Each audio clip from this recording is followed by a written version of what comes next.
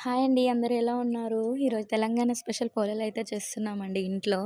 ఎందుకంటే ఈరోజు పున్నం కాబట్టి.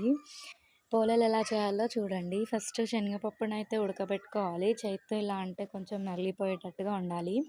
ఉడకబెట్టిన పప్పునైతే ఫ్యాన్ గాలికి కొంచెం ఆరబెట్టుకొని మిక్సీకి అయితే పట్టుకోవాలండి. ఫస్ట్ ఉత్తి పప్పు పట్టుకొని 2 గ్లాసెస్ పప్పు తీసుకుంటే 1 ½ గ్లాస్ షుగర్ తీసుకొని, షుగర్ పౌడర్ చేసుకొని ఆ పప్పులో మిక్స్ చేసుకోవాలండి. పూరి పిండినైతే ముందే కలిపి పెట్టుకోవాలి కొంచెం పలుచగా. వీడియోలో చూపించినట్టుగా అది కొంచెమే పిండి తీసుకొని కొంచెం ఇట్లా ఆయిల్‌తోని స్ప్రెడ్ చేసుకొని ఆ పప్పు ముద్దనైతే అందులో పెట్టి ఇంకో కవర్ పైన కొంచెం ఆయిల్ వేసుకొని దీన్ని మెల్లిగా ఒత్తుకుంటూ చేసుకోవాలండి. ఆయిల్ అయితే కొంచెం ఎక్కువగానే పడుతుందండి. అంత గట్టిగా ప్రెస్ చేయకూడదు. పిండి మెత్తగా ఉంటుంది కాబట్టి కొంచెం మెల్లిమెల్లిగా ప్రెస్ చేసుకుంటూ చేయాలండి.